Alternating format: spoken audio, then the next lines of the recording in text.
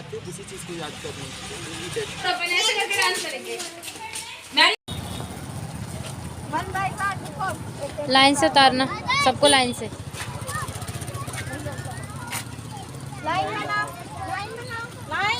आप इधर आ जाओ, इधर आ जाओ। प्रॉपर लाइन देखो, वंश लाइन में खड़े रहना है। हाँ, अंदर आ जाओ।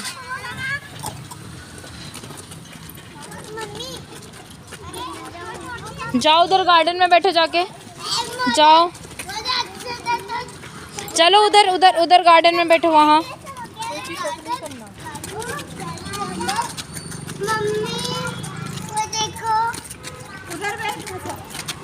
दीदी सबको उधर लाइन में बिठाना। ये था को देखो, सब लाइन से बाहर निकल गए।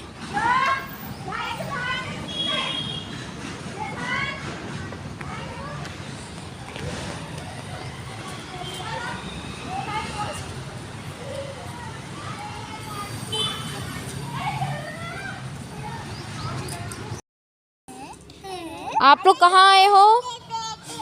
Listen to me, listen everyone, listen. आप लोग कहाँ आए हो? चर्च में। क्या रहा है अभी, क्या रहा है आप अभी? चर्च क्यों आए अपन? खेल चर्च विजिट करने क्यों आए हैं? अभी क्या आ रहा है? क्रिसमस। क्रिसमस पे क्या होगा? सेंटा आते हैं, है ना? हाँ। सो गाइस, यहाँ हम अपने स्कूल की तरफ से बच्चों को चर्च विज़िट कराने लाए थे। क्रिसमस आ रही थी तो सोचा बच्चों को चर्च विज़िट करा देते हैं। तो हम अपने स्कूल के पास ही चर्च है और बच्चों को लेकर आए थे। और बच्चे भी फ़र्स्ट टाइम आए थे और बच्चों की टीचर भी फ़र्स्ट टाइम आई थी, मतलब मैंने भी फ़र्स्ट टाइम चर्च देखा था। बहुत टाइम से इच्छा थी देखने की, पर नहीं देख पाई। इस बार मैंने चर्च देखा तो मेरे को बहुत अच्छा लगा, बहुत सुंदर लगा। ये सब क्रिसमस की तैयारी हो रही है, यहाँ पर सब क्रिसमस की तैयारी कर रहे हैं सब। इतना सुंदर चर्च है, यहाँ बैठने के लिए इतना अच्छा गार्डन बनाया हुआ है और इतना सुंदर, इतने पेड़ पौधे लगाए हुए हैं यहाँ पर। ये जो आप बोर्ड देख रहे हो यहाँ पे लिखा है फ़ोटो वगैरह खींचना मना है। और क्योंकि हमारी फादर से बात हुई थी तो फादर ने बोला कि लोग मिस यूज़ करते हैं, इस वजह से फ़ोटोज़ क्लिक करने के लिए हम मना करते हैं। बट फादर ने, हम स्कूल की तरफ से आए थे तो हमें परमिशन दे दी थी। और सॉरी, ये आवाज़ के लिए डिस्टर्बेंस आ रहा है, उसके लिए सॉरी। मेरे को इतना सुंदर लगा चर्च। ये हम यहाँ से बच्चों को वन बाय वन करके अंदर लेके जा रहे हैं। यहाँ बच्चों के शूज़ हम लोग उधर बाहर गेट पे निकलवा देंगे, उसके बाद बच्चों को अंदर लेकर जाएंगे। बच्चों को हम समझाएंगे चर्च हम क्यों आते हैं, क्या होता है चर्च में। जैसे हम अपने मंदिर जाते हैं वैसे ही चर्च आते हैं। बहुत सारे लोगों को ऑब्जेक्शन भी था कि आप चर्च क्यों लेके जा रहे हो, पर हम स्कूल में हैं तो हमको सारे धर्मों के बारे में बच्चों को बताना होता है। हम किसी भी धर्म को छोड़ नहीं सकते हैं, सारे चैप्टर्स होते हैं बुक में तो हमें वो भी पढ़ाना होता है। तो हम बस बच्चों को वही लेने आए थे, वही समझाने आए थे कि हमें सब धर्मों का सम्मान करना चाहिए।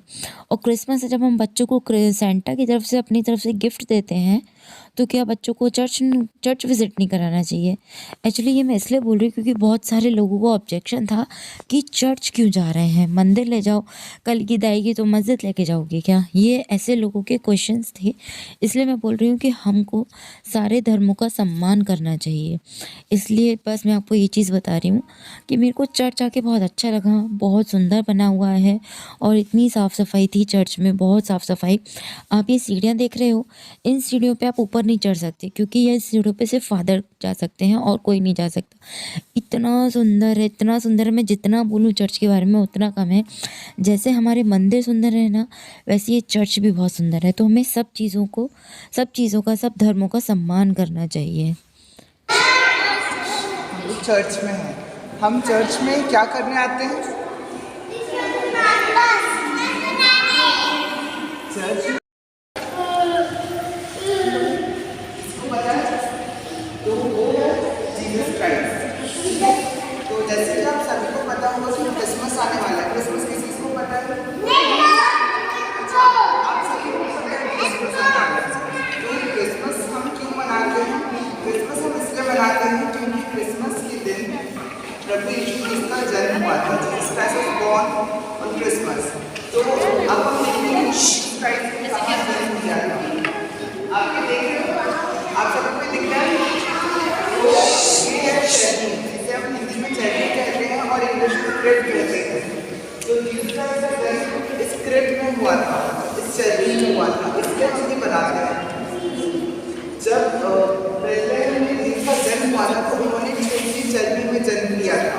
उन्होंने कोई बड़े से राजवंश में कभी जन्म नहीं लिया, उन्होंने छोटी सी चर्बी में जन्म लिया था। तो उसी को दिखाते हुए हमने बनाया है। और यहाँ पर हमारे फादर जो रहते हैं, हमारे चर्च के प्रीस्ट है, वो यहाँ पर खड़े होकर हमारे लिए प्रेयर करते हैं। और हम सभी बाकी सब जैसे आप लोग बैठे हो वैसे हम भी बैठ के प्रार्थना करते हैं यहाँ पर।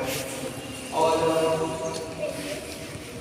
ये है ऑल्टर, ये जितना भी एरिया ये कहलाता है ऑल्टर। हम यहाँ पर ऊपर कोई भी हम आम लोग नहीं चढ़ सकते हैं, इसलिए हमने आपको यहाँ पर अलाउ नहीं किया। ठीक है, तो ये था हमारा क्रिसमस का मेन कि हमने क्रिप बनाया हुआ है और क्रिसमस का डेकोरेशन अभी होने वाला है।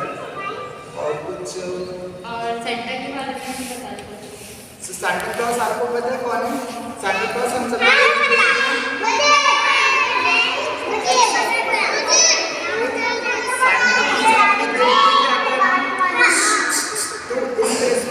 आप सभी सांता से प्रेयर करना कि वो हमारे लिए भगवान जी से प्रार्थना करें कि हमें कुछ ना कुछ बड़ा गिफ्ट दे, और इस क्रिसमस शायद से वो आपको मिल जाए। तो हम सभी सांता से रिक्वेस्ट करेंगे कि हमारी कुछ ना कुछ प्रेयर और विशेष वो भगवान से हमें दिलवा दें। आप सब करेंगे ना प्रेयर? ये वो जगह बनाई हुई है जहाँ जीसस क्राइस्ट का बर्थ हुआ था। तो पूरा वो बनाया हुआ है जैसे कि हम लोग झांकियाँ देखने जाते हैं, बस इस टाइप को आप एक इसको वो झांकी बोल सकते हो कि जहाँ पे जीसस क्राइस्ट का जन्म हुआ था। उन्होंने तो ये पूरा बनाया जैसे कृष्ण जी का जन्म हुआ था, सेम वैसे ही। ये देखिए, ये मेरे को इतनी सुंदर चीज़ें लगी ना यहाँ पे, बहुत सुंदर लगा, बहुत अच्छा लगा यहाँ मुझे आके। जीसस क्राइस्ट, पता है मैं ये क्रॉस ना मैंने सिर्फ ये टीवी में देखा था, और ये मैंने एक्चुअल में देखा ना, सीरियसली गाइस मेरे रोंगटे खड़े हो गए थे सच में। मतलब मैंने कभी चर्च देखा नहीं और एकदम से देखा तो एकदम से जो चीज़ मैंने टीवी में देखी थी वो मैंने अपने सामने देखी, वो मेरे को देख के बहुत अच्छा लगा। दूसरी बात, इतनी पॉजिटिव एनर्जी थी यहाँ, तो वो भी मुझे बहुत अच्छा लगा। और अपने बच्चों को, हमें आप लोगों से मेरी रिक्वेस्ट है, आप अपने बच्चों को सिखाएं कि हमें सारे धर्मों का सम्मान करना चाहिए। देखिए वो सबको टॉफ़ी दे रहे हैं, उन्होंने स्टोरी बताई बच्चों को, तो प्लीज़ आप अपने बच्चों को बताएं हमें सारे धर्मों का सम्मान करना चाहिए। किसी भी धर्म को ऊंचा नीचा ऐसे हमें नहीं बोलना चाहिए, और ना ही आप अपने बच्चों को ये सब सिखाओ, क्योंकि ये सब गलत है।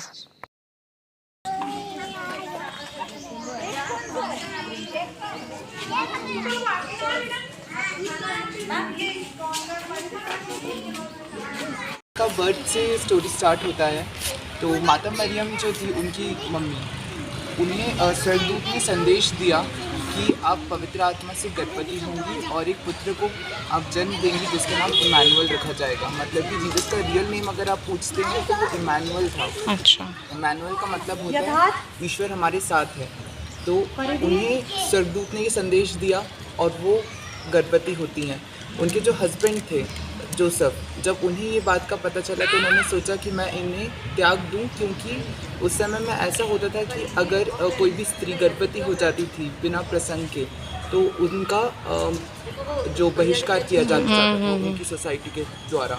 तो इसलिए उन्होंने सोचा कि मैं पहले ही इन्हें त्याग देता हूँ। लेकिन स्वर्गदूत ने संत जोसेफ को भी ये संदेश दिया कि आप ऐसा ना करें और मरियम को आप लेके बेथलेहम चले जाओ। सेंट जोसेफ कौन थे? सेंट जोसेफ जीसस के पिता। अच्छा, हाँ, फादर। ओके। तो उनको स्वप्न में ये दर्शन मिला स्वर्गदूत का, जिससे वो सुनकर माता मरियम को लेकर बेथलेहम चले गए। वहाँ पे उन्होंने हर जगह जाकर पूछा कि क्या आप हमें जगह देंगे रहने के लिए। तो वहाँ पर उनको किसी ने रहने के लिए जगह नहीं दी। तो वो काफ़ी घूमते वो एक ऐसी जगह पर गए जो कि गौशाला था, जहाँ पर गाय रहते हैं। तो वहाँ पर माता मरियम ने प्रभु यीशु को जन्म दिया। तो वहाँ पर उनका जन्म हुआ।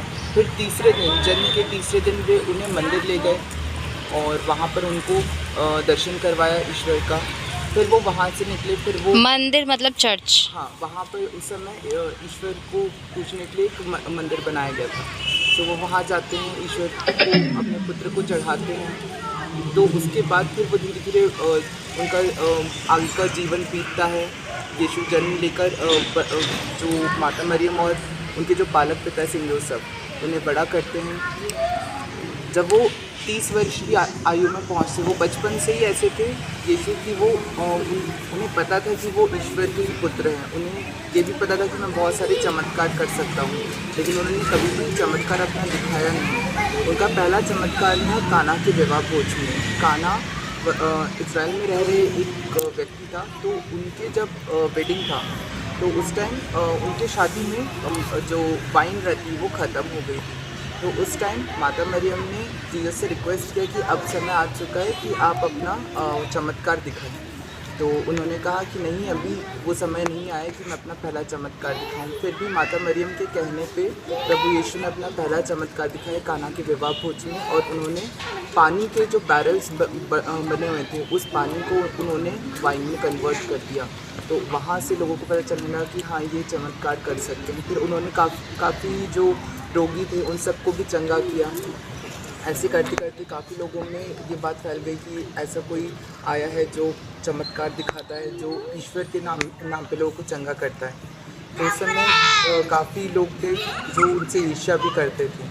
ऐसे ही उस समय जो राजा था, उस समय उस राजा को जब ये खबर का पता चला तो वहाँ पर लोगों ने ऐसा भी बताया कि ये ढोंग कर रहा है, ये ईश्वर का कोई पुत्र नहीं है, ये अपने आप को बस ईश्वर का पुत्र बताता है, ये सिर्फ एक आम नबी है।